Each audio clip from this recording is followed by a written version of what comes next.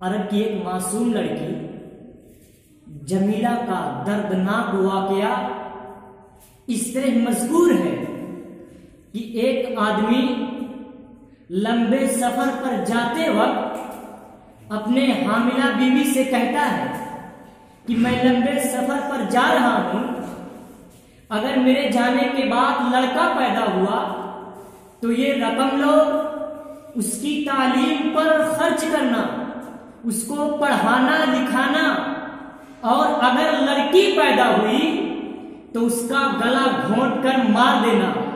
یہ تاکید وصیت کرنے کے بعد شوہر اپنے لمبے سفر پر روانہ ہو گیا۔ چند ماہ کے بعد ایک نہایت حسین و جمیل لڑکی پیدا ہوئی۔ ماں نے اس کا نام جمیلہ رکھا۔ ماں کی ممتا نے یہ گوارا نہ کیا کہ اس چاند جیسی بچی کو زندہ درگور کر دوں، مگر ادھر شوہر کی ناراضگی کا بھی ڈر تھا۔ لڑکی کی ماں چہ پونم کش میں پڑ گئی۔ آخر اس نے ایک روز یہ فیصلہ کر لیا کہ کچھ بھی ہو میں اس بچی کو زندہ درگور نہ کروں گی، اور اس بچی کو شوہر کے آنے سے پہلے کسی دوسری جگہ بھیج دوں گی، اور یہ کہہ دوں گی کہ لڑکی پیدا ہوئی تھی اس لیے اس کو زندہ درگور کر دیا گیا۔ 7-8 سال کے بعد شوہر اچانک آ گیا، دیکھا کہ اس کے آنگن میں ایک حسین و جمیل لڑکی کھیل رہی ہے۔ بیوی کو اتنا موقع نہ ملا کہ اس چاند جیسی بچی کو چھپا سکے۔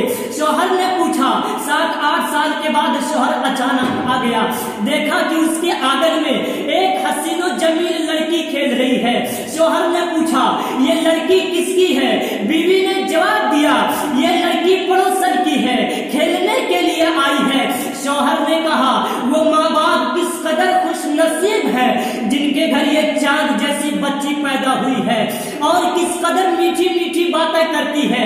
جی چاہتا ہے کہ دن بھر اس کی صورت کو دیکھتا رہے اور باتیں کرتا رہے۔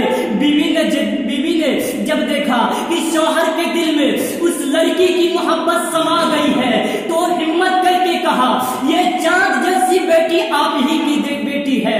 سنگ دل باپ کا اتنا سننا تھا کہ اس کی محبت دشمنی میں اور شفقت عداوت میں تبدیل ہو گئی۔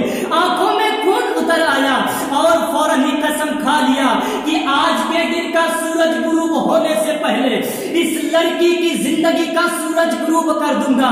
چنانچہ فوراً ہی کدال اپنے کندھے پر رکھ کر اپنی بیٹی کا ہاتھ پکڑ کر جنگل کی طرف روانہ ہو گیا۔ دور جنگل میں جا کر گڑھا کھودنا شروع کر دیا۔ گڑھا کھودتے وقت میرے ہم باپ کے کپڑا پر، میرے ہم باپ کے کرتا پر جو گردن لگ جاتی تھی، وہ معصوم بچی اپنے ننھے ہاتھوں سے صاف کرتی جاتی اور پوچھتی، اے ابو جان آپ اتنی محنت کیوں کر رہے ہیں؟ وہ میرے ہم باپ کہتا ہے کہ میں تجھے اس میں دفن کروں گا۔ وہ معصوم جمیلہ کہتی ہے، ابو جان میرا قصور کیا ہے، میرا غلطی کیا ہے؟ وہ میرے ہم باپ کہتا ہے کہ تیرا قصور یہ ہے کہ تو دنیا میں کیوں آئی، تجھے دنیا میں زندہ رہنے کا حق نہیں۔ وہ معصوم جمیلہ باپ کی داڑھی سے گردہ جھاڑتی جاتی اور کہتی جاتی، ابو جان مجھے دفن نہ کریے، میں بھیک مانگ کر کے مزدوری کر کے اپنا پیٹ بھر لوں گی، مگر آپ سے کھانا نہ مانگوں گی۔ اے ابو جان میں زندگی بھر کنواری رہوں گی، مگر آپ کو کسی کا داماد نہ بناؤں گی۔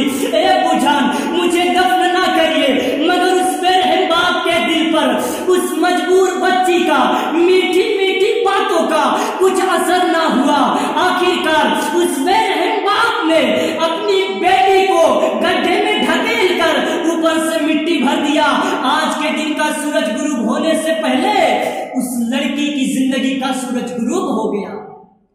سامعین کرام، اللہ رب العالمین کا فرمان ہے، وَإِذَا الْمَوْءُودَةُ سُئِلَتْ بِأَيِّ ذَنبٍ قُتِلَتْ۔ آج بھی معاشرے میں دیکھیں کسی کے لوگ ایسے ہوتے ہیں کہ آج بھی معاشرے میں بچیوں کو دنیا میں آنکھ کھولنے سے پہلے ہی डॉक्टरों से दवा के जरिया उनको मार डालते हैं। अगर आप लोगों में से कोई ऐसा करते हैं या करने का इरादा आपने रखा है तो सुन ले, अल्लाह रब्बुल आलमीन का फरमान है, वइज़ल मऊदतु सुइलत बिअय्यि ज़म्बिन कुतिलत। जब जिंदा दरगोरगारी हुई लड़कियों से पूछा जाएगा तू किस जुर्म में कत्ल की गई, किस वजह से मारी गई, किस वजह से जिंदा जमीन में दफनाई गई। बेटी को कत्ल वाले बाप से अल्लाह ये नहीं पूछेगा कि तुमने अपनी बेटी को क्यों मार डाला। अल्लाह उस बाप से निगाहें मोड़कर, अल्लाह उस बाप से चेहरा फेर कर उस मासूम बच्ची से पूछेगा। फिर वो बच्ची अपना दास्तान सुनाएगी, कहेगी ए अल्लाह, ए मौला, यही वो जालिम बाप है जिसने मुझे दुनिया में आंख खोलने से पहले ही, जिसने मुझे दुनिया में पैदा होने से पहले ही मेरा जीने का हक छीन लिया था। ए नौजवानों, अगर ऐसा करते हो, आपकी बेटी अल्लाह रब्बुल आलमीन की बारगाह में आपका गिरेबान पकड़कर शिकायत करेगी, कहेगी अल्लाह यही जालिम बाप है, ए मौला यही पापी बाप है, इसको ना छोड़ना। तो उस वक्त क्या जवाब दोगे?